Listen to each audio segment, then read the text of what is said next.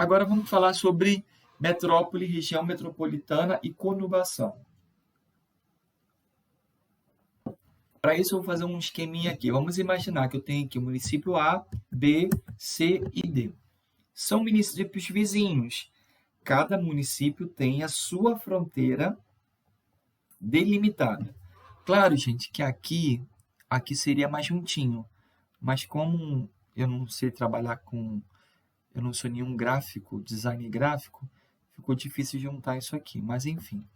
Aí, então, vamos imaginar que cada cidade dessa está uma coladinha com a outra. Cada cidade tem o seu poder econômico distinto, seu aglomerado populacional e também a sua liderança, o seu regime político, ok? Tem o seu regime político e econômico específico. Regime político e econômico, a sua administração, a palavra certa é essa, perdão. A sua administração política e econômica é individual, independente. E aí vamos pensar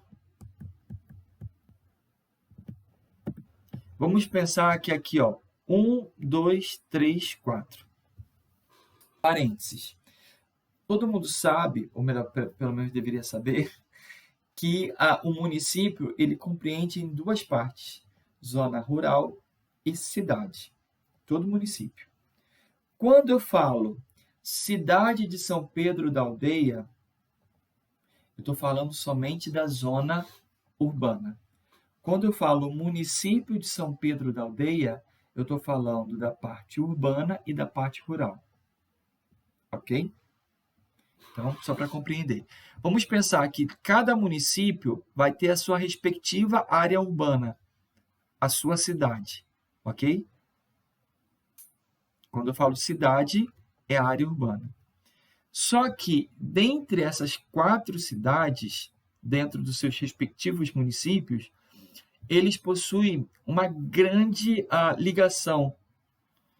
interligação entre eles. Há um grande fluxo de mercadoria, de pessoas transitando entre os espaços geográficos. Aí nós temos a chamada conurbação. É como se houvesse a junção dessas cidades e as relações, os fluxos de mercadorias, o fluxo de capital, o fluxo de pessoas transitando dentro dessa área comum entre os municípios das cidades aqui, dessa ilusão de que não houvesse fronteira, que as cidades elas são quase que uma só. Mas isso não é verdade. Cada cidade continua tendo o seu limite territorial definido e cada cidade tem a sua administração independente. Mas o fluxo de mercadorias, o fluxo de capital e o fluxo de pessoas faz com que essas cidades elas sejam cada vez mais interligadas. Nós chamamos isso de conurbação. É essa área aqui, a ligação entre as cidades.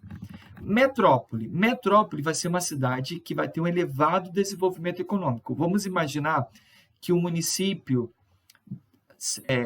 C, que possui a cidade 3, ela é o município com maior poder econômico. Então, essa cidade ela vai exercer influência sobre outras demais cidades. Poderiam ter outras cidades aqui, em volta dela. Então, o nome dessa cidade é metrópole, porque ela vai ter um elevado desenvolvimento econômico e as demais cidades circunvizinhas têm uma grande dependência e interligação entre elas. Ok? Seja pelos aspectos habitacionais, transporte, saúde, educação, mas essa cidade aqui ela vai exercer grande influência sobre as demais cidades. Ok? A conurbação vai ser a união entre os diferentes espaços urbanos das cidades metropolitanas. E aí o que vai ser região metropolitana? É quando o espaço de uma metrópole une as outras de forma as outras cidades. Então, no caso aqui, isso aqui, além de conurbação, poderia ser considerado também uma região metropolitana. Porque as cidades satélites, vamos imaginar que aqui tem outra cidade, aqui tem outra, aqui tem outra. Então, Esse município que vai ser a metrópole vai estar interligado com as cidades satélites. Então, essa área de atuação da metrópole, juntamente com as cidades satélites, é chamada de região metropolitana. Ok? E para finalizar, a gente vai falar sobre alguns problemas urbanos. Hoje no Brasil, nós vivemos muito na questão do inchaço urbano, onde eu tenho áreas com grandes aglomerados populacionais, aonde o Estado não consegue intervir, não consegue ter uma interferência muito grande e acaba promovendo outros problemas, como a criminalidade, o aumento da criminalidade, o tráfico de drogas, ok? O comércio ilegal, seja de drogas, de armas e até mesmo o comércio de mercadorias piratas. E aqui eu tenho uma grande parte de uma população que vai estar à mercê de outros problemas, como falta de saneamento básico, vai ter uma infraestrutura urbana adequada, segurança, educação. Então, eu vou ter um pequeno recorte geográfico onde vai existir muitas pessoas vivendo. Isso nós chamamos de inchaço urbano. É um problema urbano. Outra é a falta de saneamento básico. Nós sabemos que se o Brasil ele investisse mais em melhoramento na sua infraestrutura, isso diminuiria muito os custos do Brasil com o SUS, com o Sistema Único de Saúde, porque muito das doenças, dos atendimentos realizados cotidianamente e corriqueiramente, nossa, travou minha língua, no Brasil, advém de quê? De doenças como diarreia, febre, dores de cabeça, enfim, problemas que vão ser dengue, chikungunya, que vão ser provenientes de uma ineficiente rede de saneamento básico. Outra coisa é a segregação social, é um outro problema social,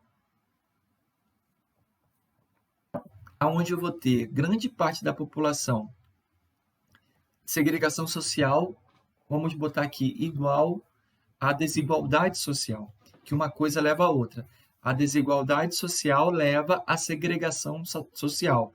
Segregar é separar. Então, aqui eu tenho, de um lado, uma região periférica, talvez uma favela, e de outro lado, um condomínio fechado.